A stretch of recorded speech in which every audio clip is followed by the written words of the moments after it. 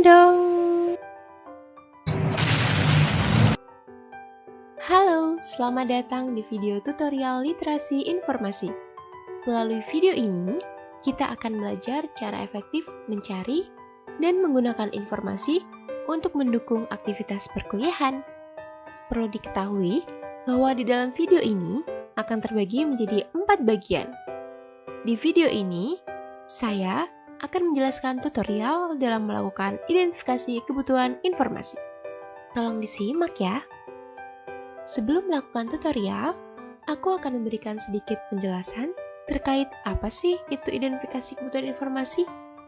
Jadi, maksud dari identifikasi kebutuhan informasi yaitu tahapan awal dalam melakukan literasi informasi. Artinya, keterampilan tersebut sangat penting nih untuk proses pencarian informasi yang dibutuhkan. Dalam hal ini, kalian pasti bertanya-tanya, kenapa sih kita itu harus melakukan identifikasi kebutuhan informasi? Nah, tujuan dari kegiatan tersebut yaitu memudahkan pengguna dalam menemukan informasi. Selain itu, kita juga dapat menemukan informasi yang lebih spesifik sesuai dengan apa yang kita butuhkan. Untuk melakukan kegiatan identifikasi kebutuhan informasi, ada 3 tahapan nih yang harus kita lakukan. Yang pertama, identifikasi rumusan masalah. Yang kedua, pengembangan kata kunci. Dan yang terakhir, formulasi kata kunci. Untuk langkah pertama yaitu identifikasi rumusan masalah, kita dapat melakukannya dengan mengidentifikasi lewat judul ataupun topik jurnal tersebut. Setelah itu, baru deh kita menemukan kata kuncinya. Contoh judul nih, tindakan pidana korupsi dalam undang-undang yang dilakukan pemerintah. Nah, dari judul tersebut kita dapat menemukan 3 kata kunci utama, yaitu korupsi, undang-undang, dan pemerintah. Kata kunci tersebut dapat dijadikan sebagai wadah untuk melakukan proses pencarian informasi yang dibutuhkan. Bisa literatur, ataupun sumber referensi ilmiah. Namun, jika penemuannya hanya terbatas pada 3 kata kunci tersebut, maka ya pencarian yang didapat pun ya kurang spesifik.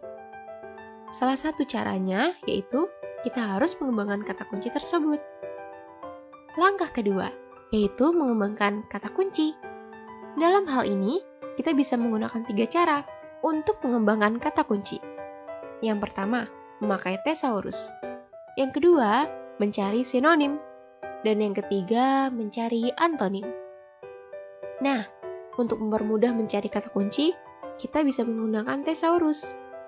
Di dalam thesaurus, kita bisa menemukan kata dan frasa lain, kata kunci yang sudah diidentifikasi. Kenapa ya kok bisa? Ya, karena di dalam thesaurus terdapat 3 jenis hubungan. Yang pertama, kesetaraan ataupun sinonim. Contoh nih, dapur itu kan merupakan tempat untuk memasak. Nah, memasak itu tempatnya di dapur. Yang kedua, hierarkis. Dan yang terakhir ada asosiatif. Langkah ketiga yaitu menyusun konsep kata kunci atau formulasi kata kunci. Di dalam hal ini, langkah ketiga memiliki tujuan, yaitu mempermudah pengguna dalam menemukan sumber informasi yang spesifik dan sesuai dengan apa yang kita butuhkan. Contohnya, di sini kita memiliki 3 kata kunci, yaitu korupsi, undang-undang, dan pemerintah. Nah, kata kunci tersebut bisa nih diletakkan sesuai dengan sinonim dan antonimnya. Nih, korupsi. Sinonimnya berarti ya penggelapan uang, penyuapan uang. Nah, untuk antonimnya tidak melakukan penggelapan uang. Kata undang-undang, sinonimnya peraturan negara, tata kelola negara. Antonimnya apa ya? Pelanggaran dan tidak melakukan peraturan. Untuk kata pemerintah, sinonimnya yaitu pemimpin negara, apalagi penguasa negara, sama aparat hukum. Nah, untuk yang antonimnya nih, berarti kan bawahan dan pengikut. Kata kunci yang sudah kita lakukan dapat menjadi wadah untuk melakukan penelusuran informasi, sehingga kita dapat menemukan sumber informasi yang relevan.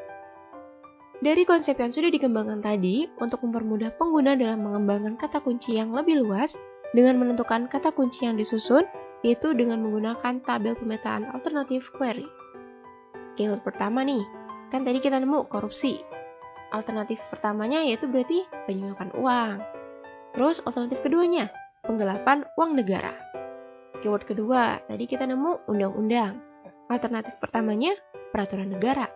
Alternatif keduanya, tata kelola negara. Yang terakhir nih, keyword 3, yaitu pemerintah. Alternatif satunya, aparat hukum negara. Dan alternatif keduanya, yaitu pemimpin negara.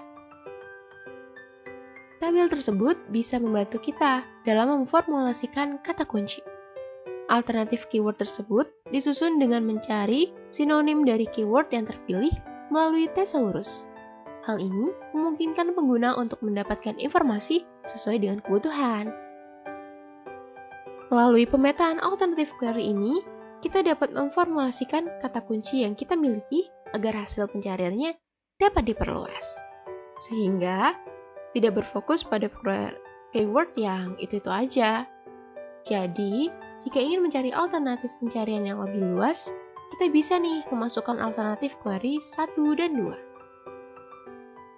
Memformulasikan kata kunci ini juga dapat dilakukan dengan menyilang atau mengkombinasikan dari pemetaan alternatif keyword satu sama lain. Kita bisa bebas ingin menggabungkan kata kunci seperti apapun, sampai kita mendapatkan hasil penelusuran informasi yang sesuai dengan apa yang kita butuhkan. Oke, untuk tutorial pertama dari serial aktivitas pencarian dan penggunaan informasi, yaitu mengidentifikasi kebutuhan informasi, sudah selesai dilakukan ya. Pastikan nih, kalian menonton video selanjutnya, yaitu tentang lokasi dan strategi dalam penelusuran informasi. Terima kasih ya bagi yang telah menonton video ini. Maaf-maaf aja ya kalau masih banyak kekurangan. See you!